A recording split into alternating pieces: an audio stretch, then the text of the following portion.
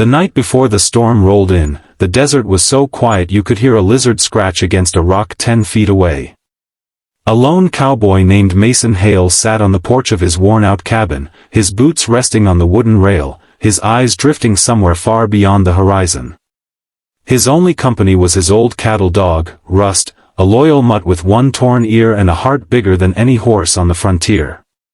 Rust lay beside him, tail thumping lazily every time Mason exhaled. That dog had been with him through raids, broken bones, years of drought, and nights so lonely the moon felt like the only friend he had left. But that evening, something was off. Rust kept pacing, sniffing the air, growling low, tail stiff. "What's wrong, boy?" Mason asked, leaning forward. Rust suddenly froze, ears up, body rigid. Then he bolted. "Mason!"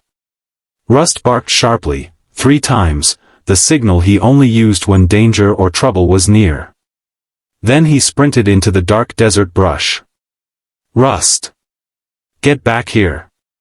Mason shouted, but Rust didn't stop. The dog vanished into the shadows of the mesquite trees, swallowed by thick darkness. Mason ran after him, but the night was too black. The clouds smothered the moon. The wind picked up, cold and sharp. Rust was gone. Mason waited outside for hours, calling, whistling, begging the desert for a sound. But the only reply was silence. By dawn, Mason sat on the porch again, head in his hands, exhausted. Rust had never disappeared like that, not in 10 loyal years. Before we continue, if you're new here, welcome to Frontier Echoes, where we bring you raw stories of the West, tales of grit, courage, heartbreak, and unexpected miracles. If you love the frontier spirit, saddle up, because today's story rides deep into the heart. Now back to it. Mason spent the morning searching for Rust. He followed paw prints down the dry creek, over rocky slopes, across stretches of land where the sun burned hard and cruel. He searched until his throat felt like sandpaper. By noon, he told himself the one thing he swore he'd never believe. "He's gone," Mason whispered. Rust had grown old. Maybe he wandered off to die alone. Cowboys had seen animals do that, disappear quietly, sparing their owners the pain. But Mason couldn't accept it. Not Rust. Not his friend. He rode into the lowlands, scanning ridges and trails, calling one more time. "Rust! Boy! Come back!" Silence. Mason's heart cracked open like a dry riverbed. He turned his horse toward home. But just as he crossed a narrow pass between 2 boulders, he heard it. A bark. Short. Urgent. Alive. Mason stopped dead. Rust? Another bark, closer. Then the pounding of paws on hard earth. Mason twisted in his saddle. Rust burst out from behind a cluster of thorn bushes, panting hard, fur matted with dust, tail wagging with desperate excitement. "Rust! Boy, come here!" Mason dismounted instantly. Rust ran up but didn't stop. He barked frantically and raced back toward the bushes, looking over his shoulder, urging Mason to follow. Mason frowned. "What are you trying to show me?" Rust barked again, insistent. Mason followed. As he rounded the bushes, the sight before him froze the world still. There, half collapsed against a fallen log, was a woman. An Apache woman. Barefoot. Injured. Her dress torn. Her black hair tangled with dust and leaves. She clutched her side, breathing raggedly, eyes half shut as though holding on to the last threads of consciousness. Rust sat beside her, whining softly, nudging her shoulder to keep her awake. Mason knelt down instantly. "Ma'am? Can you hear me?" Her eyelids fluttered. She looked at Mason not with fear, but with the exhausted relief of someone who'd been running too long, too fast, with nowhere left to go. She whispered something in Apache, her voice barely audible. Mason reached out slowly, not touching her. I don't understand, but I ain't here to harm you. Rust started licking her hand, trying to comfort her. The woman winced but didn't pull away. Mason scanned the area. Tracks, boot prints. Twisted branches. Signs of struggle. Someone had been chasing her. Recently. He also saw dried blood on her leg. Not fatal, but dangerous if left untreated. Mason swallowed hard. He'd helped people before, but bringing an Apache woman home? That could stir anger in the nearby towns. But letting her die out here wasn't something his conscience could ever live with. He looked at Rust. Good boy, Mason whispered. You saved her. Rust wagged his tail weakly. Mason lifted the woman carefully into his arms. She let out a soft whimper of pain but didn't fight him. As he carried her to his horse, she whispered again, this time in broken English. Widow. They came for me. Took everything. My home burned. Her voice cracked. My husband, gone. Mason felt the weight of her grief like a stone in his chest. I'm gonna get you safe, he said gently. I promise. He placed her on his horse, mounted behind her to keep her steady, and guided the reins. Rust trotted ahead, leading them back toward the cabin. Every few minutes, the woman drifted in and out of consciousness, her head resting lightly against Mason's shoulder. He rode carefully so as not to jar her. Mason, this woman needs more than help, he thought. She needs protection. Because whoever chased her might still be out here. As they reached his cabin, the wind picked up, carrying the smell of rain. A storm was coming, fast and heavy. Mason carried the woman inside, setting her on his bed. Rust curled up beside her instantly. Mason boiled water, gathered herbs, bandages, the little medicine he had left. He cleaned her wound, stitched it carefully, wrapped it tight. She barely moved, too exhausted to fight or question. Finally, she opened her eyes, looking at Mason through pain-clouded vision. You saved me, she whispered. Rust saved you, Mason corrected. I just listened. A faint, tired smile touched her lips. The storm arrived like an army. Thunder shook the walls. Rain hammered the roof.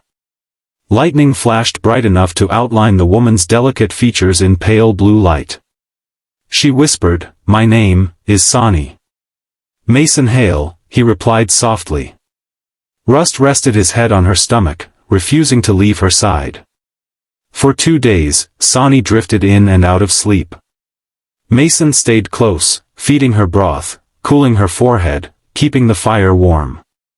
He asked no questions. He didn't push for details. He simply protected the quiet. On the third evening, as the storm finally cleared, Sonny opened her eyes fully for the first time.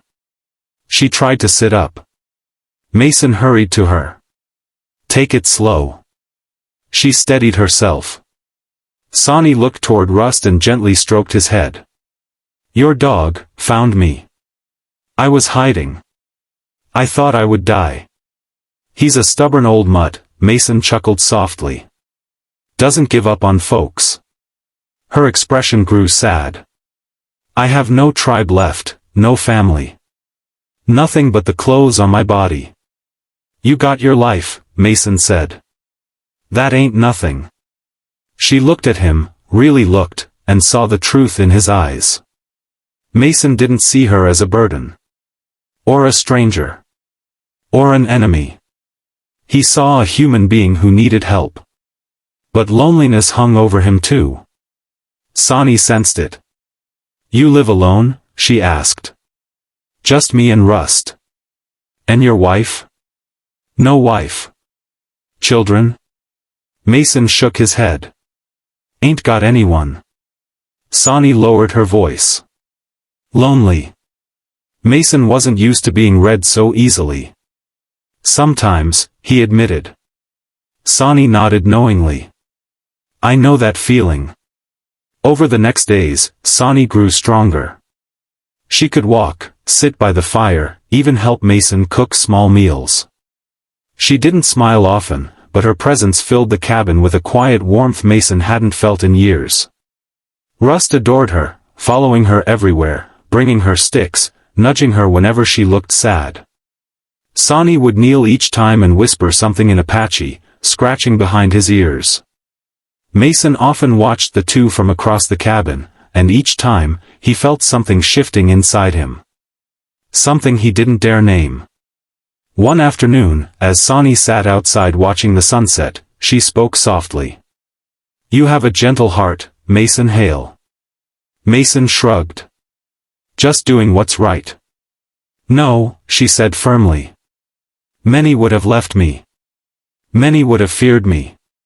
Mason met her eyes. "I ain't afraid of you." She smiled faintly. "You should be. A woman who has lost everything, her heart becomes unpredictable." Mason laughed softly. "Well, Rust seems to trust you. And he's a better judge of character than most men." Sonny gazed at Rust affectionately. "He led me to life. When he found me, I was giving up. But he barked and pushed me. Forced me to stand. A dog with that much spirit, he carries the same soul as his master." Mason's breath caught in his chest. Before he could respond, the sound of horses echoed through the valley. Sonny stiffened instantly. Her eyes hardened. "They're here." Mason grabbed his rifle. "Who?" "Men who burned my home," she whispered. "Men who hunt widows. I escaped them. They don't like unfinished business." Rust snarled, fur rising. Mason's jaw clenched. "Stay inside. I'll handle this." "No," Sonny said fiercely. "I stand with you." He saw the fire in her eyes, the fire of a woman who'd already lost everything and refused to lose her life too. Mason nodded. "Then we stand together." 3 raiders rode into view, armed, cruel-faced, confident. Their leader smirked when he saw Sonny. "There she is. Thought you could run forever, squaw." Mason stepped forward. "She ain't going anywhere with you." The man laughed. "What's this? Cowboy thinks he's a hero?" Mason cocked his rifle. "No. I just know wrong when I see it." The raiders drew their guns. Rust barked, loud, sharp, ready. The canyon exploded into gunfire. Mason fired first, dropping the nearest raider. Sonny threw a rock that struck another man's wrist, throwing off his aim. Rust charged, biting at boots and distracting the raiders long enough for Mason to land another shot. The leader lunged at Mason, tackling him into the dirt. They rolled violently. The man's knife glinted, slicing Mason's shoulder. Rust attacked, biting the man's arm. Sonny grabbed the fallen gun and aimed it with steady hands. "Mason, move." Mason rolled aside. Sonny fired. The leader collapsed. Silence fell. Only heavy breathing and the faint growl of Rust remained. Sonny dropped the gun, trembling with adrenaline. Mason stood, blood on his shirt, but alive. She rushed to him. "You're hurt." "I've had worse," he muttered. Rust wagged his tail proudly, as if expecting praise. Mason knelt and hugged Rust tightly. "Good boy. Real good boy." Sonny touched Mason's cheek gently. "You saved me again." He shook his head. "We saved each other." Sonny's eyes glistened. "Mason. I have no tribe, no home. But maybe I found something else here." Mason swallowed. "What's that?" She looked at Rust, then at Mason. "A reason to keep living." Mason took her hand slowly. She didn't pull away. "You don't owe me anything, Sonny."